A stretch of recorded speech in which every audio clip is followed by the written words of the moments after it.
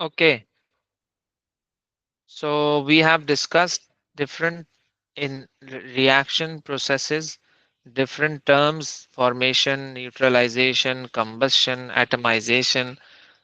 आज हम क्या करेंगे? According to your specification, we have to calculate the energy transferred in a reaction. Okay, और जो expression हम use करने वाले हैं, that is Q is equal to mc delta T, where m is the mass, C is the specific heat capacity. Walaikum salam.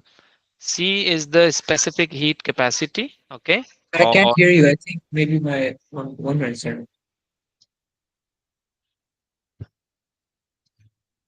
मेरी आवाज नहीं आ रही? अच्छा हेलो, अच्छा आवाज आ सलाम. Okay.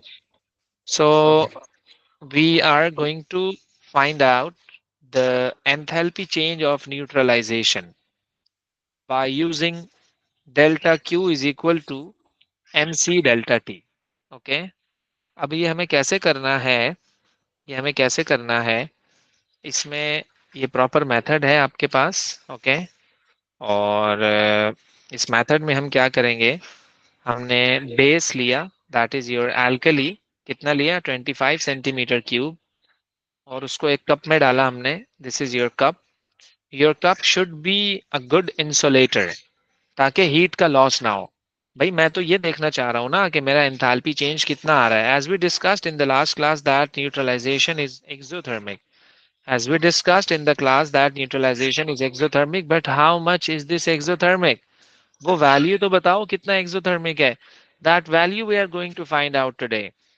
तो हमें mix करना पड़ेगा chemicals को. Like I told you कि when 1 mole of a water is formed by the reaction of acid and alkali. Acid is HCl and alkali is sodium hydroxide, that is NaOH, right? Okay. तो अब ने क्या करना है? कहीं ऐसा ना हो कि आप जिस हीट को डिटरमिन करने जा रहे हो वो हीट आपकी लॉस हो जाए, आपका इन्वायरमेंट में चला जाए. तो इस चीज को मेक श्योर करने के लिए आप अपना कंटेनर कैसा लोगे? आइडियल होना चाहिए. It should be a good insulator. It should not sir be ये अ गुड कंडक्टर क्या ऑफ है? हीट. सॉरी. ये कैलोरीमेट्री के लिए? एग्जैक्टली, ये कैलोरी मीटर है. And this is known as calorimetry. Calorie basically हम हीट को ही डिटरमिन कर रहे हैं. Calorie is the unit of heat energy. तो हम वही करने जा रहे हैं आज. ओके. तो तभी मैं ओके. आपको कह रहा हूँ कि आपका जो बीकर है, आपका जो इंस्ट्रूमेंट है, आपकी जो चीजें हैं, they should be a good insulator. That's the main point. That's the main point. Okay. तो हम ये करेंगे. अच्छा, फिर आपने क्या करना है? सारी चीजें आपने लेनी है, जो सेफ्टी ग्लासेस होते हैं, आपका लैब कोट वगैरह, ईच एंड एवरीथिंग. फिर आपने क्या करना है? पिपेट से आपने 25 cm क्यूब ट्रांसफर करना है. किस में? अपने पॉलीस्टाइरीन कप में. It should be a polystyrene cup. Polystyrene cup is a good insulator. Polystyrene cup is a good insulator basically. Okay. तो exactly हमें fix amount transfer करना है. That is 25.0. That is 25.0. मैं इसको थोड़ा सा amendment कर रहा हूँ दोबारा से. हमने क्या करना है? uh, using using pipette. मेरी आवाज echo कर रही है. माइक. तो मेरा माइक खुला हुआ है, एक मिनट से मैं माइक बंद कर देता sorry. Using pipette, place 25.0 centimeter cube of 1.00 mole per decimeter cube acid. Acid आप ले सकते हो HCl into polystyrene cup. into polystyrene cup. आपने ये ले लिया. अच्छा जी, ये लेने के बाद फिर आपने क्या किया? And measure the temperature of an acid.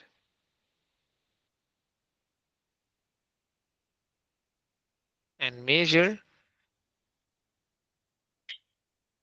the sir temperature. 1 mole DM cube acid का मतलब वैसे क्या होता है? मैं ये कॉन्सेंट्रेशन है. ये बहुत कॉन्सेंट्रेशन है. दिस इज अच्छा. कॉन्सेंट्रेशन.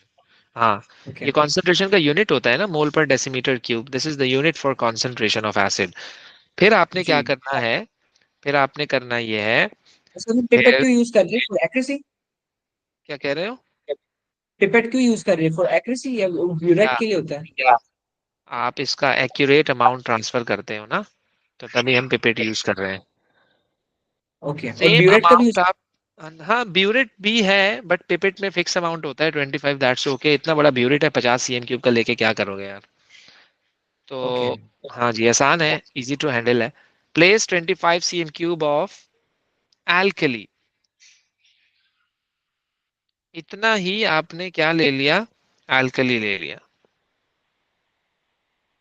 इतना ही आपने क्या ले लिया, एल्कली ले लिया। ओके। और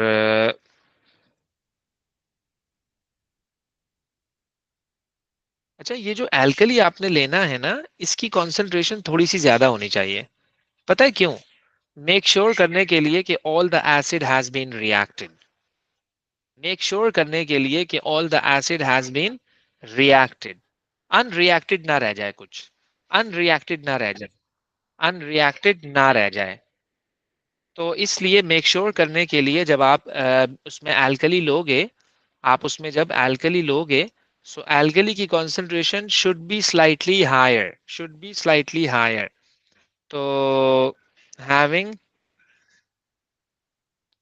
having slightly, having slightly higher concentration than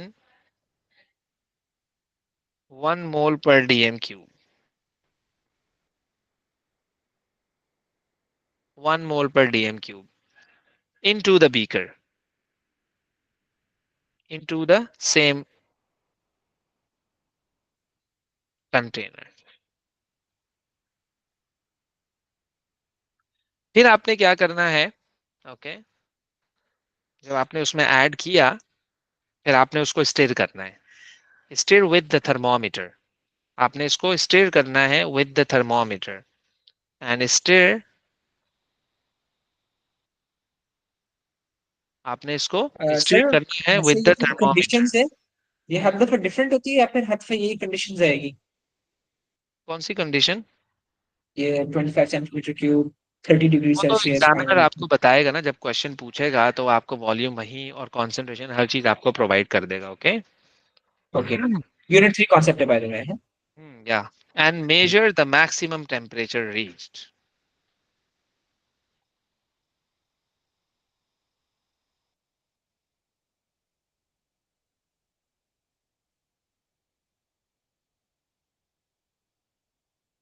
कितना टेम्परेचर मैक्सिमम रीच हो गया आपको, एक टाइम आएगा टेम्परेचर ड्रॉप होना शुरू हो जाएगा। पता है क्यों?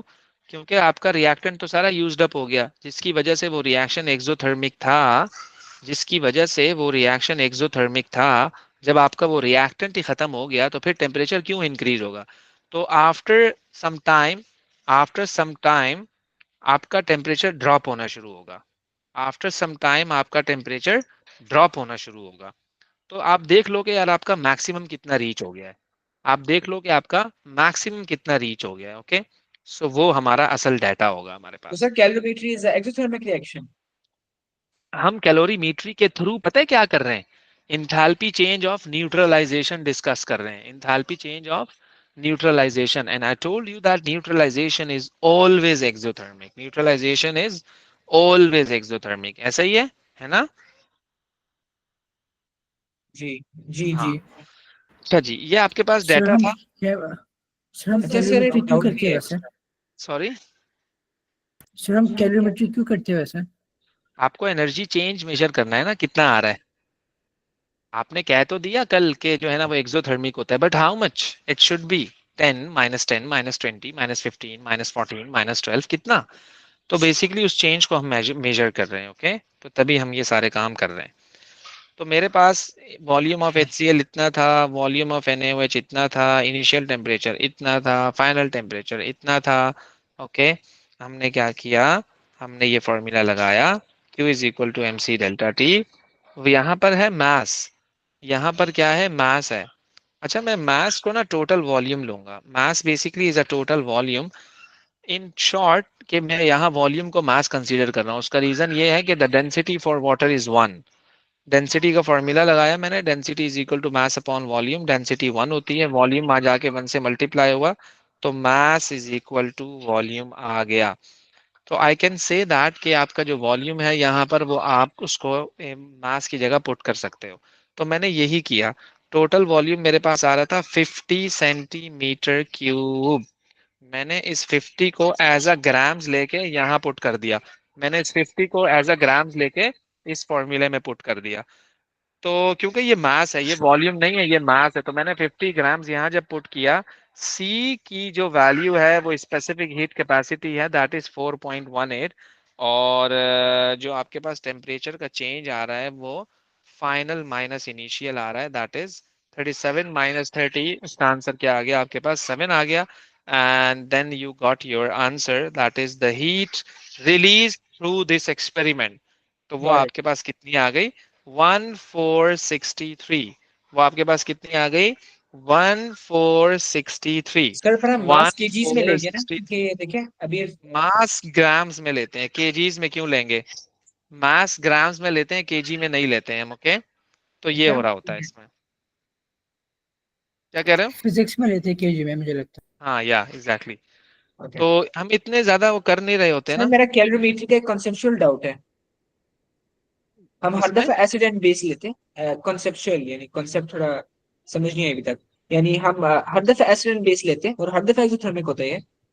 हाँ, हमेशा एक्सोथर्मिक होता है। जब हमने इसका एंथैल्पी चेंज नोट किया तो हमने ये देखा कि इसका आंसर डेल्टा एच नेगेटिव ही आ रहा होता है। तो एक कॉन्सेप्ट बिल्डअप हो गया कि यार इट्स ऑलवेज नेगेटिव, तो दूसरी बात ही नहीं करते हम। आपको जब पहले ही प्रोसेस बता रहे होते हैं, हम बता देते हैं कि यार दिस इज ऑलवेज एक्सोथर्मिक। तो जब भी आप इसको देखोगे, कैलकुलेट करोगे, तो नेगेटिव ही आ रहा होगा। तो इसके आगे हम बात ही नहीं करते, हम कहते हैं यार ये तो है ही एक्सोथर्मिक, दैट्स इट। और और सर एक और बात है, सर हम्म, ये हर दफा एल्कलाई और वॉट एसिड के बीच में होता है। हाँ जी, न्यूट्रलाइजेशन आपको नहीं पता किस किस के बिटवीन होता है? एसिड है। बेस के फिर बिटवीन होता है कंबशन, हमेशा, जी है जी ना? हाँ जी ना? जी। फिर कंबशन का भी होता है ना, कंबशन। तो कब कंबशन में इसकी बात कराऊंगा। यहाँ तक क्लियर हो गई बात? ये समझ आ गया? जी। ओके, हो गया। चलें जी। फिर हमारे पास है, फिर हमारे पास क्या है कि ये क्वेश्चन है एक आपके पास, ये जरा देखिएगा। ये हमने एक दूसरी कंडीशन बनाई है कि अब आपके पास 50 सीएम क्यूब है, 2 मोल पर डीएम क्यूब HCl का रिएक्ट विद इतने सीएम क्यूब ऑफ इतने मोल पर डीएम क्यूब बने हुए to form salt and water. Okay, और इसके साथ भी मैंने वही काम किया जो मैंने ऊपर किया। इसके साथ भी मैंने वही काम किया जो मैंने ऊपर किया। लेकिन यहाँ मैंने एक काम आपको एक्स्ट्रा करके दिखाया है, वो जरा गौर से समझिएगा मेरी बात। कि ये तो आपके पास जो एनर्जी आई है ना, ये जो आपके पास आंसर आया है, ये क्या आया है आपके पास कि जो है ना कितनी एनर्जी उस सॉल्यूशन ने रिलीज की है, एंथैल्पी चेंज आपका आ गया। लेकिन आप ये भी तो देखो ना, लेकिन आप ये भी तो देखो कि ये जो जितना भी हम चेंज कैलकुलेट कर रहे होते हैं, इट शुड बी पर मोल। इट शुड बी पर मोल। आपने देखा कि स्टैंडर्ड कंडीशंस जो होती हैं वो क्या होती है? किलो जूल्स पर मोल। 1 मोल ने कितनी एनर्जी रिलीज की है? हम इंटरेस्टेड हैं कितने में? 1 मोल ने कितनी एनर्जी रिलीज की है, हम उस 1 मोल के लिए कैलकुलेट करेंगे। तो पहले आप मोल तो निकालो भाई। पहले आप यहाँ से मोल ऑफ HCl तो निकालो। जब आप यहाँ से मोल ऑफ HCl निकालोगे तो वो कैसे निकालोगे? Concentration multiplied by volume. Concentration आपको दिया हुआ है 2, कॉन्सेंट्रेशन आपको दिया हुआ है 2, वॉल्यूम आपको दिया हुआ है 50। इसको डीएम क्यूब में चेंज कर लो। मैंने डीएम क्यूब में चेंज कर लिया, इन दोनों को मल्टीप्लाई कराया, तो मेरे पास ये आ गया मोल ऑफ HCl। ये मेरे पास क्या आ गया? Mole of HCl। तो इतना मोल HCl का इतनी एनर्जी रिलीज कर रहा है, आपने देखा? ये आपने देखा? इतना मोल HCl का इतनी एनर्जी रिलीज कर रहा है। मुझे इतने मोल में थोड़ी चाहिए, मुझे 1 मोल में चाहिए। मुझे मुझे 1 मोल में चाहिए, मुझे 1 मोल में चाहिए। तो 1 मोल कितनी एनर्जी रिलीज करेगा, उसको मैंने एक्स कह दिया, क्रॉस मल्टीप्लाई करवाया, और मेरा आंसर आ गया। तो ये जो सर हमें आंसर वन आपके मोल पास के आया अंदर ना, क्यों चाहिए? क्योंकि स्टैंडर्ड है। वी ऑलवेज डू फॉर 1 मोल, हमेशा हर ओके, प्रोसेस के लिए। तो इसलिए आपने क्या स्पेशली फॉर निकालना है? हाँ, कैलोमेट्री, हाँ, सबके लिए, कैलोरीमेट्री। सबके लिए, सबके लिए हमेशा किलो जूल्स पर मोल, पर मोल, पर मोल, पर मोल, पर मोल। स्टैंडर्ड कंडीशन मैंने आपको क्या बताई थी? आपने मुझसे पूछा कि सर मुझे याद करनी है, मैंने कहा बिल्कुल याद करनी है। टेम्परेचर कितना था, प्रेशर कितना था, 1 मोल होना चाहिए। ओके, तो हमेशा जो कैलकुलेशन हम करेंगे वो 1 मोल की ही करेंगे। चलें जी, आते हैं अब हम कंबशन पर। इसी तरह से हमें कंबशन को भी कैलकुलेट करना है। तो कंबशन में कैसे कैलकुलेट करूं? कंबशन में हम क्या कर रहे होते हैं कि कौन सा फ्यूल बेस्ट है, कौन सा फ्यूल आपको ज्यादा एनर्जी रिलीज करके देगा, कौन सा फ्यूल आपको ज्यादा एनर्जी रिलीज करके देगा। आपके पास दो तीन फ्यूल्स हैं। लेट सपोज आपके पास हेक्सेन है, आपके पास केरोसिन है, आपके पास पेट्रोल है, आपके पास डीजल है। अब मेरा आपसे सवाल ये है कि यार आप इन सब का कंबशन देख लो, कौन सा ऐसा फ्यूल है जो आफ्टर कंबशन ज्यादा एनर्जी रिलीज कर रहा है। अब मेरे लिए वही बेहतर होगा ना जो मुझे ज्यादा एनर्जी देगा। मैं इतनी ज्यादा फ्यूल यूज करूं और मुझे एनर्जी बिल्कुल भी ना मिले तो फिर क्या फायदा। पहले पहले स्टीम इंजन होते थे, कोल इंजन होते थे, कोयला डलता था उसमें, इतने इतने किलो हम कोयला यूज करते थे, इतनी कम एनर्जी रिलीज होती थी, क्या फायदा। 40 मन कोयला is equal to 1 litre petrol है। पेट्रोल इज द बेस्ट यार, इट्स गिविंग मोर एनर्जी। तो लेकिन मैं करूं कैसे, मैं करूं कैसे, मैं उसको कैलकुलेट करूं कैसे, द क्वेश्चन इज दैट। तो हमने क्या करना है, हमने करना ये है, आपको बर्नर लेना है, इस तरह का स्प्रिट बर्नर लेना है अपने। उसके अंदर आपके पास लिक्विड होगा जिसको आपने टेस्ट करना है, जिसको आपने मेजर करना है। ओके, जिसको आपने मेजर करना है, और उसके ऊपर आपने रखना है बीकर पानी से भरा हुआ। लेकिन ऑब्वियस सी बात है आपके पास कैलकुलेटेड अमाउंट होना चाहिए उस पानी का। ओके, और फिर आपने क्या करना है, इसको जलाना है। पानी गर्म होगा, आपका पानी का टेम्परेचर नोट कर लो, कितनी देर के लिए रिएक्शन कराया, यू नो आपने कितनी देर के लिए रिएक्शन कराया है। तो मैंने क्या किया, मैंने वॉल्यूम ऑफ वाटर लिया 500, और इनिशियल टेम्परेचर मैंने नोट डाउन कर लिया था जलाने से पहले, दैट वाज 25। मैंने उसको जलाया। आफ्टर द कंबशन मैंने उसका टेम्परेचर नोट किया, दैट इज 32। और मैंने फ्यूल के मास को नोट डाउन किया, मैंने फ्यूल के मास को नोट डाउन किया, that is 20 grams before combustion. ये जिसमें मैंने पता है इसमें क्या डाला है, मैंने एथेनॉल डाला है। मैं देखना चाह रहा हूँ यार कि एथेनॉल कितनी एनर्जी रिलीज करता है। मैंने एथेनॉल का मास मेजर किया 20 ग्राम्स, और मैंने इसमें भर दिया। ओके, अब थोड़ी देर तक जब ये कंबशन हुई, मैंने इसको जब दोबारा यहाँ से रिमूव किया, मैंने इसका दोबारा मास नोट किया, अब मैंने देखा 15 हो गया। तो मतलब कितना ग्राम कंबस्ट हो गया, 5 ग्राम्स इसका कंबस्ट हो चुका है। 5 grams used up, 5 grams used up. तो डिफरेंस कितना आया, 5 ग्राम्स आया। मैंने दोबारा से ये रिलेशन लगाया, that is delta q is equal to m c delta t. मैंने दोबारा से ये रिलेशन लगाया, that is delta q is equal to m c delta t. Mass मेरे पास 5 आ गया। ओके, मास मेरे पास 5 आ गया। तो फिर आपने क्या किया कि स्पेसिफिक हीट कैपेसिटी आपके पास कितनी आ गई, 4.18 आ गई। ओके, और टेम्परेचर का डिफरेंस आपके पास कितना आया, टेम्परेचर का डिफरेंस आपके पास कितना आया। ये मास मैंने यहाँ पे गलत पुट कर दिया है, मास हम ये वाला नहीं लेते, मास हम वाटर का ले रहे होते हैं, मास हम वाटर का ले रहे होते हैं। याद रखिएगा, this is not 5, this is 100, 500। तो मुझे जरा आंसर बताइए क्या आ रहा है इसका, इसका आंसर क्या आ रहा है। हम्म,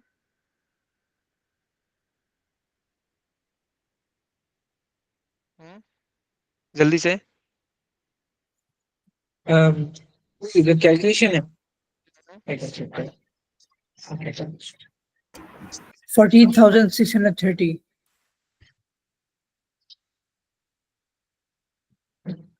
और इसको किलो जूल्स में भी कन्वर्ट कर देना जरा, 1000 से डिवाइड करा के। Time divide by 1000, right? 14.6। जी 14 100 1000 तो 14.63। 14.63। ओके, ये किलो जूल्स आ गया। लेकिन आई नीड पर मोल, आई नीड पर मोल।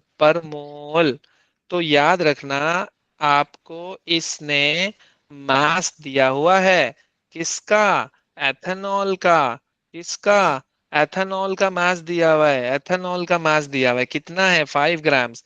तो भाई आप पहले मोल कैलकुलेट कर लो एथेनॉल के। आपने मोल कैलकुलेट किया एथेनॉल के। ओके, आपने मोल कैलकुलेट किया सर ये एथेनॉल के। 4.18 क्या था? 4.18 क्या था? ये कांस्टेंट वैल्यू है, स्पेसिफिक हीट कैपेसिटी, ये आपको गिवन है, ये कांस्टेंट वैल्यू है। मुझे आंसर बताइएगा जरा, इसका मोल का क्या आंसर आ रहा है। मुझे मोल का आंसर बताइएगा। 5/46। सर वैसे आपने किया क्यों है 5/46? अभी बताता हूँ, आंसर बताओ पहले। 0.11, point one point one one zero eight, point one zero point nine. One nine तो इतना मोल आया है मेरे पास किसका, एथेनॉल का। तो 0.109 mole of ethanol releases this much energy, releases this much energy, that is 14.63 kilojoules. How much energy would be released if I have 1 mole? तो cross multiply कराओगे तो आपके पास पर मोल में एनर्जी आ गई। तो तभी मैंने उसका मोल कैलकुलेट किया, ताकि मुझे पता तो लगे ये जो एनर्जी आ रही है ये कितने मोल में आ रही है। ये जो एनर्जी आ रही है ये कितने मोल में आ रही है। ये जो एनर्जी आ रही है ये कितने मोल में आ रही है। तो तभी मैंने ये काम किया है, तभी मैंने ये काम किया है। ओके। सर तो आप 5/46 क्यों कर रहे हैं?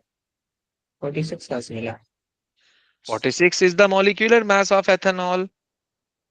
Okay, and 5 is Mass. The difference. Okay, No, it's the mass. yeah, the mass of fuel before combustion minus mass of fuel after combustion, right? Yes. That's just तो ये है आपके पास पर मोल की एनर्जी। okay. तो this is called enthalpy change of combustion. इस तरह से आप अपने कंबस्शन को जो है वो फाइंड आउट कर रहे होते हो। That's the main thing, that's the main point. और सर मेरे पास एक और डाउट है, हम इथेनॉल यूज क्यों कर रहे हैं? कुछ और कर लो, क्वेश्चन है ये तो। It's an idea, I am going to give you an idea. You can use propanol, you can use butanol, you can use any of the fuel that you want to measure the enthalpy change of combustion. And what will that fuel do, sir? Will it burn? हाँ, obvious सी बात है, इसको burn Okay, वो करोगे, combustion है ना? इसमें डाल दोगे। Okay, okay. got it. अच्छा, इसके बाद हम आते हैं हैसेस लॉ पर। अच्छा, हैसेस लॉ क्या होता है? सर हैसेस मेरे लॉ पास एक बेस। क्वेश्चन है। हम्म, सर करो। हम एंथैल्पी चेंज ढूंढने से हमें क्या मिलता है? देखो, जिस तरह से आपने न्यूट्रलाइजेशन में एंथैल्पी चेंज कैलकुलेट किया है ना, कि आपको एटलीस्ट पता लग गया कि ये जो न्यूट्रलाइजेशन हो रहा है इसमें कितनी एनर्जी रिलीज हो रही है। अब इसी तरह से कंबशन में क्या होता है कि मेरे पास व्हीकल है और मैं उसमें फ्यूल यूज करना चाह रहा हूँ कोई और। अब मैं कंपैरिजन कराना चाह रहा हूँ, यार मैं अल्कोहल यूज करूँ या ये मैं पेट्रोल यूज करूँ। तो आप एक काम करो, आप दोनों की कंबशन वैल्यू फाइंड आउट करो। The best fuel is the one which is going to give you a more amount of energy. आप दोनों फ्यूल्स का कंबशन इस तरह से कैलकुलेट कर लो, आप दोनों फ्यूल्स का कंबशन इस तरह से कैलकुलेट कर लो। आप देखना कि जिसका कंबशन ज्यादा आ रहा है it's a good fuel, you can use as a fuel. That's why we are going to find out the combustion value. बात समझ आ रही है? प्रैक्टिकल इसका मैं यूज तो बता रहा यार हूँ। इसका वैसे तो क्या है जिसका according to the greater examiner negative point of value है? व्यू, वैसे तो according to the examiner point of view वो आपसे थियोरेटिकली पूछेगा, डाटा आपको देगा और आपको इस तरह से कैलकुलेशन उसकी करनी है। सही है जी। तो इसलिए हम ये कैलकुलेट जो है वो कर रहे होते हैं। फिर हम आते हैं हेसिस लॉ पर। What is Hess's law? Hess's law basically इसमें हो ये रहा होता है कि मैं आपको इसका समरी बता दूं मैं इसकी, कि हेसिस लॉ ये कहता है कि direct route is equal to indirect route. यानी कि एक रिएक्शन है, आप उसका इंथैल्पी चेंज कैलकुलेट करते हो। एक रिएक्शन है, आप उसका इंथैल्पी चेंज कैलकुलेट करते हो। ओके। डायरेक्टली, डायरेक्टली एक रिएक्शन है, आप उसका इंथैल्पी चेंज कैलकुलेट करते हो डायरेक्टली। और भले आप उसको डायरेक्टली करो या उसको आप इनडायरेक्टली करो, हेसिस लॉ कहता है कि आपका एनर्जी का चेंज सेम आएगा। हैसिस लॉ ये कहता है कि आपकी एनर्जी का चेंज सेम आएगा। हैसिस लॉ ये कहता है कि आपकी एनर्जी का चेंज सेम आएगा। और इसने करके दिखाया, सिर्फ बोला नहीं, करके भी दिखाया। इसका इसका इसका इसका स्टेटमेंट क्या है कि direct route is equal to indirect route. तो लेट्स सपोज मुझे कार्बन डाइऑक्साइड बनाना है, लेट्स सपोज मुझे कार्बन डाइऑक्साइड बनाना है। तो कार्बन डाइऑक्साइड बनाने के दो स्टेप्स हैं। ये डायरेक्ट रूट है इसका, ये इसका डायरेक्ट रूट है जिसमें -300 किलो जूल्स एनर्जी रिलीज हो रही है। और इसका जो इनडायरेक्ट रूट है, सबसे पहले आप कार्बन का रिएक्शन कराओ, ऑक्सीजन से मोनोऑक्साइड बनाओ, और फिर मोनोऑक्साइड का आप ऑक्सीजन से रिएक्शन करा के कार्बन डाइऑक्साइड बनाओ। आपने देखा कि डायरेक्ट रूट में भी उतनी एनर्जी रिलीज हो रही है और इनडायरेक्ट रूट में भी आपकी इतनी ही एनर्जी रिलीज हो रही है. That is called Hess's law. That is called Hess's law. Okay. तो ये हेसिस लॉ की स्टेटमेंट है. ये क्या कहता है कि जो आपका प्रोडक्ट है is independent of the route taken. आपका जो प्रोडक्ट है, आपका जो प्रोडक्ट है is independent of the route taken. Sir ये नहीं नहीं. मैथमेटिशियन ने बनाई थी ना? या तो जो आपका प्रोडक्ट है is independent of the route taken. आपका जो प्रोडक्ट है वो independent of the route taken. आपको प्रोडक्ट बनानी है, आपको प्रोडक्ट बनानी है, ये उसके रूट पे डिपेंड नहीं कर रहा है. याद रखना ये बात कि किस रूट से प्रोडक्ट बन रहा है. भाई आपको चाय चाहिए ना, आपको इससे क्या है कि मैं किसी तरह चाय बनाऊं, मेरी मर्जी में जिस तरह भी चाय बनाऊं आपको चाय मिल जाएगी. आपको अपने प्रोडक्ट से मतलब होना चाहिए. यही बात हैसिस ने भी की, यही बात इसने भी की. तो ये क्या कहता है कि अब हम इसको जो है ना हम देखते हैं. अ, आपको ना यहाँ पर दो प्रोसेसेस कैलकुलेट करने हैं, दो चीजें आपको एंथैल्पी चेंज कैलकुलेट करने हैं, एक फॉर्मेशन का और एक कंबस्शन का थ्रू हैसिस साइकिल. थ्रू हैसिस साइकिल इसका एक प्रॉपर मेथड होता है. इसका एक प्रॉपर मेथड होता है, वो मैं आपको मेथड बता रहा हूँ. फॉर्मेशन जब आपको कैलकुलेट करना तो होगा वापस तो आप थोड़ा सा कैसे करोगे. ऊपर स्क्रॉल कर सकते हैं आपने? एक डेफिनेशन लिखी थी आपने, the product of a reaction is independent of the route taken. ये इसकी स्टेटमेंट है कि एनर्जी का चेंज वही आ रहा है जितना पहले आ रहा था. That is -300 -300. वहां भी प्रोडक्ट ये बन रहा था, यहाँ भी प्रोडक्ट ये बन रहा है. अब वो एक में बने, दो स्टेप में बने, तीन में बने, चार में बने, ये इस पे डिपेंड नहीं करता. अच्छा। पांच में बने, छह में बने, आप इसको प्रूफ करेंगे. अभी मैं आपको एक क्वेश्चन दिखाता हूँ, जरा देखिएगा कि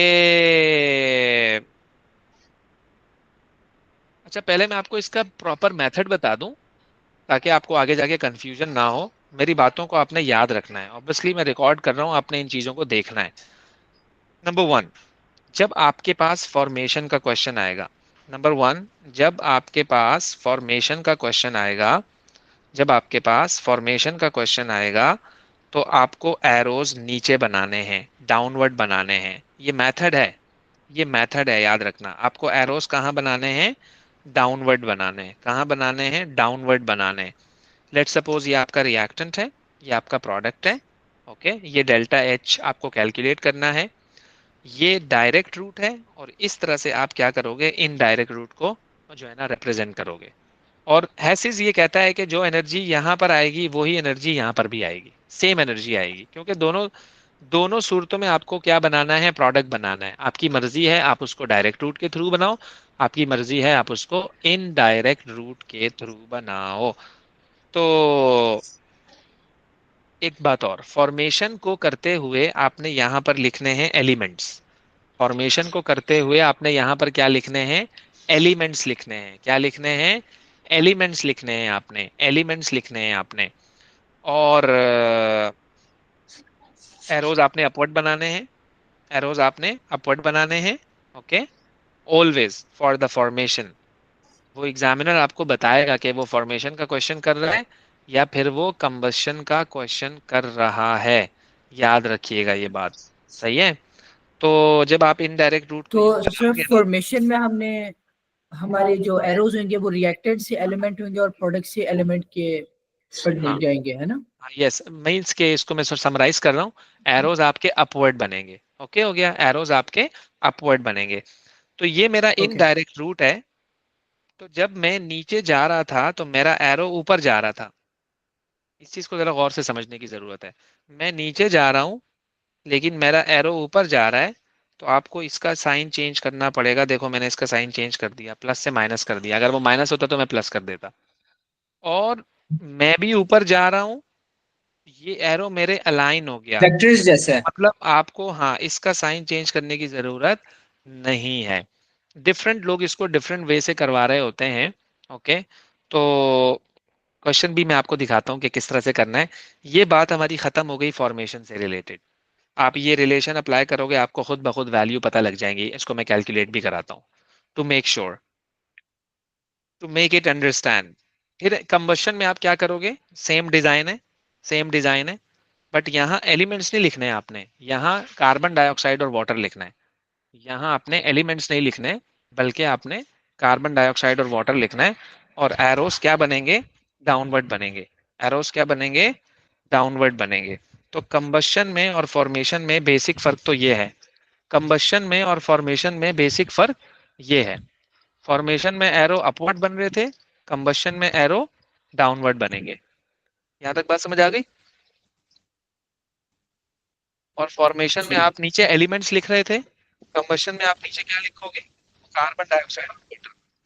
कंबशन में आप नीचे क्या लिखोगे? कार्बन डाइऑक्साइड और वाटर। फॉर्मेशन में आप नीचे क्या लिख रहे थे? एलिमेंट्स लिख रहे थे। ओके, ओके आगे चलूं? जी। अच्छा जी।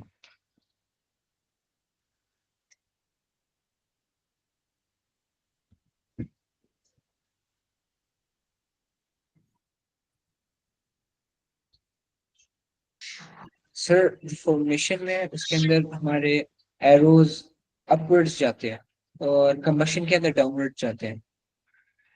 हाँ जी, ऐसे ही है। क्लियर। तो सर अच्छा इसमें जी। हम करते क्या, ये x plus y minus y करते हैं? अच्छा, अब हाँ, अब मैं वही बता रहा हूँ आपको कि जब हमारा ये इनडायरेक्ट रूट फॉलो होगा ना, ये वाला, तो मैं भी नीचे जा रहा हूँ, एरो भी नीचे जा रहा है। इसमें आपको एक्स का साइन चेंज नहीं करना, लेकिन इसमें आपको वाई का साइन चेंज करना है। तो वो माइनस एक्स प्लस वाई था और ये प्लस एक्स माइनस वाई है। मैं जरा अप्लाई करता हूँ इसको क्वेश्चन पे, जरा देखिएगा कि this is the question related to the formation. उसने डिस्क्राइब कर दिया है कि this is formation, this is formation. Okay, तो इक्वेशन आपको दी हुई है। क्वेश्चन करने से पहले कुछ जरूरी बातें। जितनी वैल्यूज दी होंगी उतने एरोज बनेंगे। जितनी वैल्यूज दी होंगी उतने एरोज बनेंगे। फॉर्मेशन है तो अपवर्ड, कंबशन है तो डाउनवर्ड। ओके, दूसरी बात कि जो डायटोमिक गैसेस होती हैं उनका एंथैल्पी चेंज जीरो होता है। एलिमेंट्स, जो एलिमेंट्स होते हैं उनका एंथैल्पी चेंज क्या होता है? जीरो, जीरो होता है।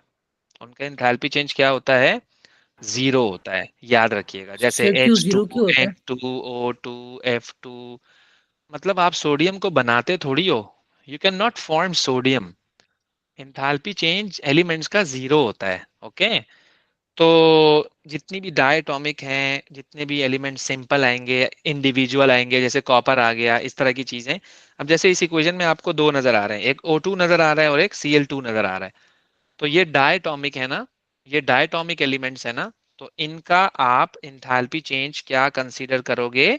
इनका आप इंथैल्पी चेंज क्या कंसीडर करोगे कि ये क्या है? ये जीरो हैं। ये क्या है? ये जीरो हैं। यहाँ आपका आधा मसला हल हो जाएगा। यहाँ आपका आधा मसला हल हो जाएगा। फिर बची दो चीजें, एक HCl बचा, एक HCl बचा और एक क्या बचा? वाटर बचा। एक HCl बचा और एक क्या बचा? वाटर बचा। और इन दोनों की मजे की बात है, आपको वैल्यूज इन्होंने दी हुई हैं। मैंने क्या किया, दो वैल्यूज थी, मैंने दो एरो बना दिए। एक एरो मैंने HCl की तरफ बना दिया, एक एरो मैंने H2O की तरफ बना दिया। एक एरो मैंने HCl की तरफ बना दिया और एक एरो मैंने H2O की तरफ बना दिया। याद रखना। ओके हो गया जी? अच्छा। फिर मैंने क्या किया, यहां पर मैंने लिखे एलिमेंट्स, यहां पर मैंने क्या लिखे? एलिमेंट्स लिखे। ओके, कैसे पता लगेगा? HCl can be formed by the reaction of hydrogen and chlorine, and water can be formed by the reaction of hydrogen and oxygen. आपको याद है ना, फॉर्मेशन की डेफिनेशन हमने क्या लिखी थी कि when one mole of a compound is formed, when one mole of a compound is formed from its elements, when one mole of a compound is formed from its elements in their standard states under standard condition, तो HCl बनेगा hydrogen से और chlorine से। HCl बनेगा hydrogen से और chlorine से। तो मैंने यही तो लिखा है यहाँ पर, यही तो मैंने लिखा है। इनकी वैल्यू को मैंने यहाँ कॉपी किया, चूंकि इसका कोफिशिएंट 4 था तो मैंने इसको 4 से मल्टीप्लाई किया, इसका कोफिशिएंट 2 था तो मैंने वाटर की वैल्यू को 2 से मल्टीप्लाई किया। और जब मैंने इनडायरेक्ट रूट बनाया तो इसका साइन मैंने चेंज कर दिया, ये +92 हो गया। और इसका साइन मैंने चेंज नहीं किया क्योंकि ये भी ऊपर जा रहा है, मैं भी ऊपर जा रहा हूँ। इनको मैंने सॉल्व किया एंड फाइनली आई गॉट -116। तो कोई भी सर फॉर्मेशन का आप ये क्वेश्चन आए, कैलकुलेशन फिर से समराइज कर सकते हैं? जी मैं आपके सामने दोबारा कर देता हूँ ये, इसको हम कैसे कर रहे होते हैं ताकि आपका माइंडसेट दोबारा बन जाए। हम इसको क्या करते हैं, मैंने आपको दो बातें सिखाई। एंथैल्पी चेंज डायटोमिक का जीरो होता है, दूसरी बात मैंने आपको सिखाई कि जितनी वैल्यूज दी होंगी उतने एरोज बनेंगे, जितनी वैल्यूज दी होंगी उतने एरोज बनेंगे। एक एरो मेरा बन गया HCl की तरफ, एक एरो मेरा बन गया वाटर की तरफ, एक एरो मेरा बन गया वाटर की तरफ। HCl कैसे बना था, हाइड्रोजन और क्लोरीन के रिएक्शन से, और वाटर कैसे बना था, हाइड्रोजन और ऑक्सीजन के। हाइड्रोजन पहले से लिखा हुआ है, बार बार लिखने की जरूरत नहीं है। ओके, तो ये वैल्यू आपको HCl की दी हुई है, इसको मैं 4 से मल्टीप्लाई कराऊंगा, और ये वैल्यू वाटर की है तो मैं वाटर वाले एरो के साथ बनाऊंगा, इसको मैं मल्टीप्लाई बाय 2 करा दूंगा। ओके, तो मेरा इनडायरेक्ट रूट क्या कहता है मुझे, मेरा इनडायरेक्ट रूट क्या कहता है मुझे कि भाई आप एक काम करें, आप 92 वाले का साइन चेंज करें। ओके, मल्टीप्लाई बाय 4, लेकिन आप उसका साइन चेंज ना करें, आप उसका साइन चेंज ना करें। आप इनको सॉल्व करेंगे तो आपके पास इंथैल्पी चेंज ऑफ फॉर्मेशन आ जाएगा, enthalpy sir change of negative to formation आ टू फोर्टी जाएगा। टू मल्टीप्लाई बाई टू होएगा ना? या एग्जैक्टली exactly. क्योंकि जब आप बना रहे थे ना, देखो इस तरह से, तो देखो आप नीचे आ रहे हो ना, एरो ऊपर जा रहा है, तो इसका साइन, ये आपके ऑपोजिट है तो इसका साइन चेंज कर दो। और आप भी ऊपर जा रहे हो, ये एरो भी ऊपर जा रहा है, आपके साथ अलाइन हो गया, तो इसका साइन चेंज आपने नहीं करना है, इसका साइन चेंज आपने सर एक डाउट है नहीं करना है। बोलो। सर, H2Cl2O2 स्टेबल कंपाउंड है इसलिए उनकी एंथैल्पी जीरो है। हाँ बस, इंथैल्पी चेंज डायटोमिक का जीरो होता है, इसको कंसीडर करना है आपने, अदरवाइज आपको इन्होंने वैल्यूज नहीं दी हैं। आप नोट डाउन कर रहे हो कि इन्होंने आपको वैल्यूज नहीं दी हैं, तभी के कीपिंग इन माइंड के इनका जो इंथैल्पी चेंज होता है वो जीरो होता है। और भी क्वेश्चन आएंगे आगे, हम इसको इसी पैटर्न पे जो है वो सॉल्व कर रहे होंगे। जरा ये देखिएगा, ये भी, ये कंबशन का सवाल है। ये किसका सवाल है, कंबशन का सवाल है। कंबशन के सवाल में हम क्या करते हैं, एरो डाउनवर्ड, क्या बोला मैंने, एरो डाउनवर्ड। कितनी वैल्यूज हैं, तीन हैं, तीन एरो बनाए, जितनी वैल्यू उतने एरो, जितनी वैल्यू उतने एरो। फॉर्मेशन है तो अपवर्ड एरो, कंबशन है तो डाउनवर्ड एरो। ओके, कंबशन है तो डाउनवर्ड एरो। ओके, अच्छा जी, तो कार्बन मोनोऑक्साइड से एक एरो मैंने नीचे खींचा, एक मैंने हाइड्रोजन से नीचे खींचा, एक मैंने CH3OH से नीचे खींचा। मैंने आपको क्या सिखाया था कि यहाँ पर आप क्या लिखोगे, कार्बन डाइऑक्साइड और वाटर। कंबशन का प्रोडक्ट क्या होता है, कार्बन डाइऑक्साइड और वाटर। इनकी वैल्यूज को मैंने यहाँ पर इस तरह से कॉपी कर दिया, इनकी वैल्यूज को मैंने इस तरह से कॉपी कर दिया।